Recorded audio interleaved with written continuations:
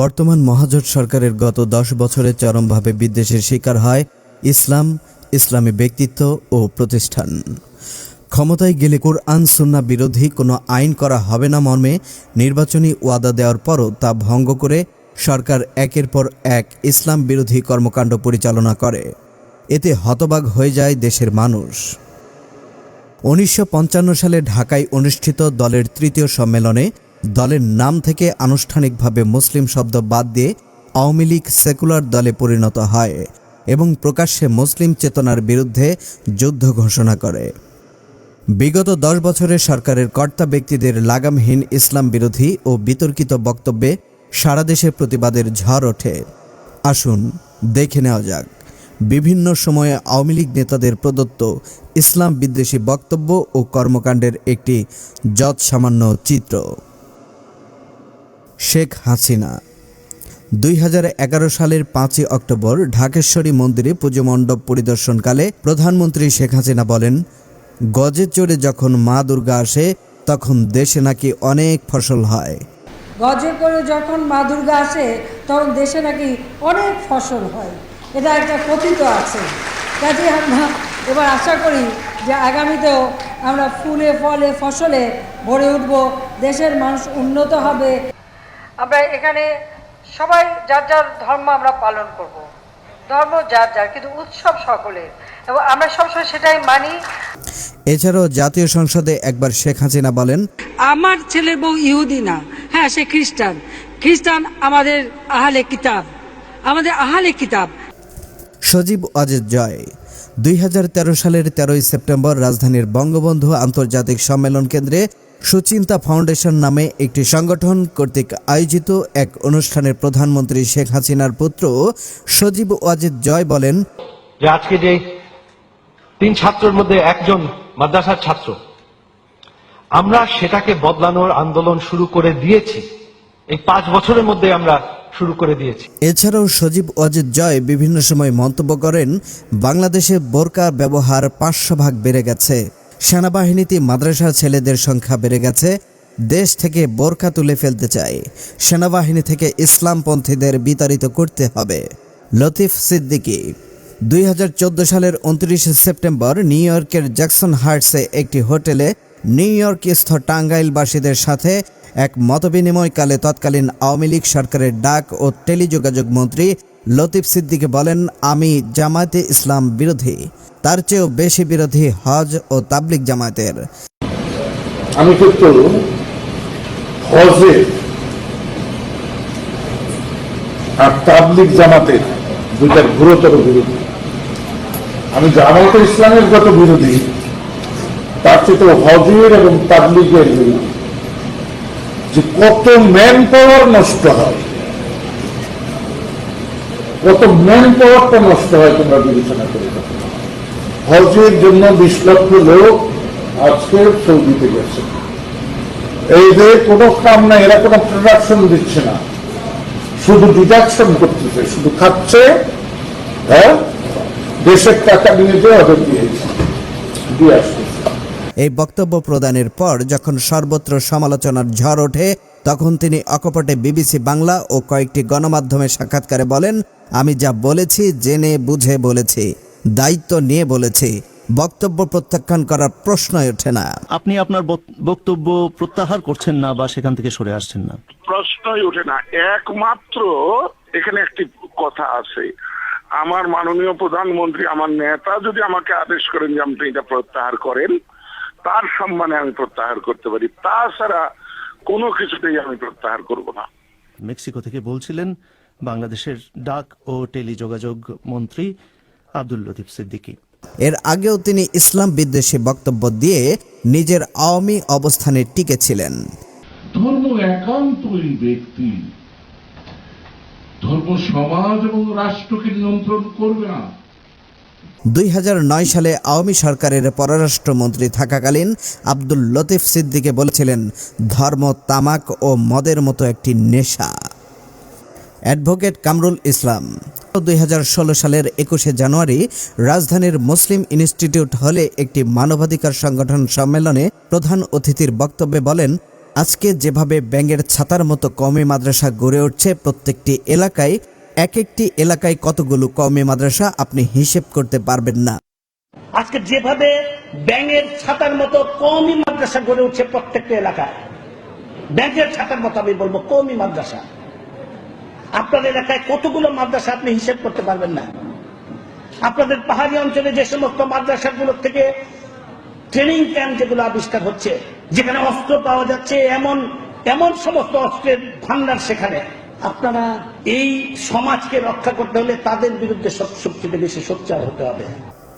শাহজাহান খান 2012 সালের 28শে ডিসেম্বর বাইতুল মোকাররম মসজিদের বাইরে পূর্ব দিকের অংশে আয়োজিত একটি আন্তর্জাতিক কেরাত প্রতিযোগিতা অনুষ্ঠানে আওয়ামী সরকারের নৌ পরিবহন মন্ত্রী শাহজাহান খান বলেন, জাতির পিতা শেখ মুজিবুর রহমান মদ জুয়া হারাম ঘোষণা করেছেন। আমাদের নেতা জাতির পিতা বঙ্গবন্ধু শেখ মুজিবুর রহমান তিনি মদ জুয়া হারাম করেছিলেন, মদ জুয়া হারাম করেছিলেন। আমরা সেই মদ জুয়া হারাম আমরা এই বাংলাদেশে করেছিলাম। এ সময় ক্ষুব্ধ মুসল্লিরা মন্ত্রীর এ কথার ব্যাখ্যা দাবি করে হইচই করতে থাকলে মন্ত্রী কোন রকম ব্যাখ্যা না দিয়ে উত্তেজিত বক্তব্য রাখলে মুসলিমরা তাকে লক্ষ্য করে জুতা নিক্ষেপ করতে থাকেন। পরিস্থিতি নিয়ন্ত্রণের বাইরে চলে গেলে মন্ত্রীর ব্যক্তিগত নিরাপত্তারক্ষী ও ইসলামিক ফাউন্ডেশনের কর্মকর্তারা এসে তাকে উদ্ধার করে নিরাপদে সরিয়ে নিয়ে গাড়িতে উঠিয়ে দেন। সালমান এফ রহমান প্রধানমন্ত্রী শেখ হাসিনার বেসরকারি খাত উন্নয়ন বিষয়ক উপদেষ্টা ও একাদশ জাতীয় সংসদ নির্বাচনে আওয়ামী লীগের সংসদ সদস্য প্রার্থী সালমান এফ রহমান 2017 সালের 22শে মে ঢাকায় আহলে হাদিস আন্দোলন বাংলাদেশ নামক একটি সরকারপন্থী সংগঠনের ইসলামিক সম্মেলনে বক্তব্য দিতে গিয়ে বলেন, কোরআনে কিছু সমস্যা আছে। সমস্যাটা কোথায়?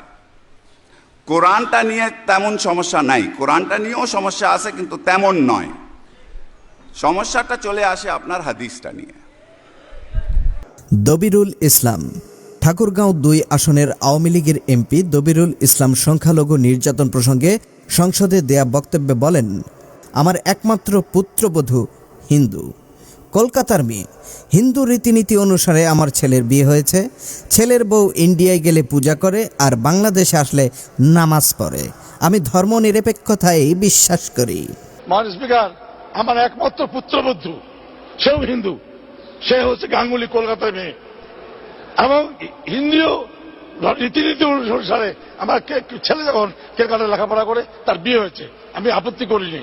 তারা কার্ড ছাপিয়ে বিয়েছে, আমার বিয়ে আসতেছে যাচ্ছে, সে হিন্দু, আমি মুসলমান।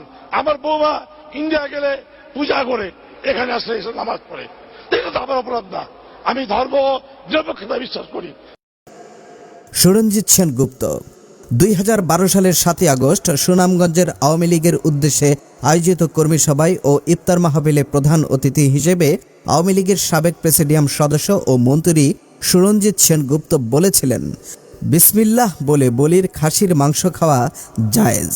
এছাড়াও আওয়ামী লীগ সরকারের সাবেক এই দপ্তরবিহীন মন্ত্রী হেফাজতে ইসলাম নিয়ে উপহাস করে বলেছিলেন, হেফাজত কর্মীরা মার খেয়ে সুবহানাল্লাহ বলে দৌড়ে পালিয়ে গেছে।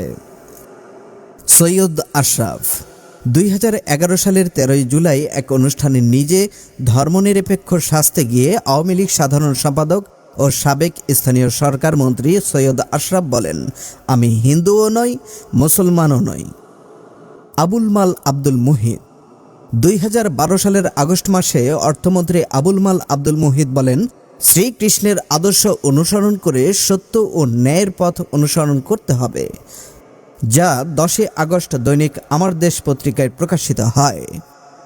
ডক্টর দীপু মনি 2013 সালের এপ্রিল মাসে জেনেভায় অনুষ্ঠিত ইউনিভার্সাল পিরিয়ডিক রিভিউতে সাবেক পররাষ্ট্রমন্ত্রী দীপু মনি মন্তব্য করেন, বাংলাদেশের সংবিধান সমকামীদের অধিকারের পক্ষে। LGBT rights.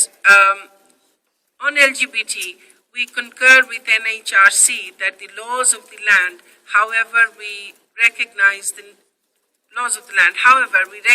the need for protecting all vulnerable groups of our population, given their constitutional equal rights and freedoms.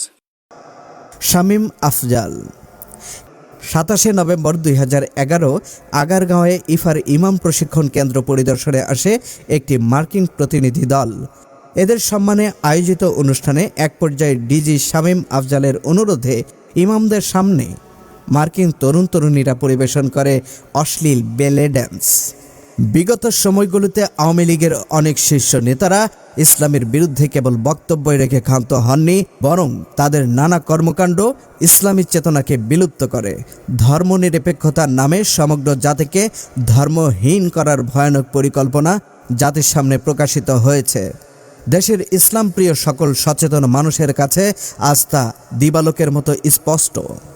শতকরা 90% মুসলমানের এদেশে সংবিধান থেকে আল্লাহর উপর আস্থা বাদ দেওয়া ও ধর্মনিরপেক্ষতা প্রতিস্থাপন, কোরআন সুন্নাহ বিরোধী নারী নীতি প্রণয়ন, ইসলাম বিরোধী ধর্মনিরপেক্ষ শিক্ষানীতি চালু, শাহবাগে গণজাগরণের নামে নাস্তিকদের পুনর্বাসন, বোরখা বিরোধী রায় ও পরিপত্র জারি, সরকারের কর্তা ব্যক্তিদের ইসলাম বিরোধী বক্তব্য, আল্লাহ রাসূল সাল্লাল্লাহু আলাইহি সাল্লাম ও ইসলাম নিয়ে বিভিন্ন মহলে কটূক্তি, আলেমদের নির্যাতন, দাড়ি টুপি ও বোরখাধারীদের হয়রানি, ইসলামিক ফাউন্ডেশনে অন-ইসলামিক কর্মকাণ্ড, জেহাদি বইয়ের নামে অপপ্রচার, ইসলামের রাজনীতি দমন ও মাদ্রাসা বিরোধী ষড়যন্ত্র সহ সরকারের ব্যাপক ইসলাম বিরোধী কর্মকাণ্ডে চরম ক্ষুব্ধ হয়ে ওঠে সাধারণ মানুষ।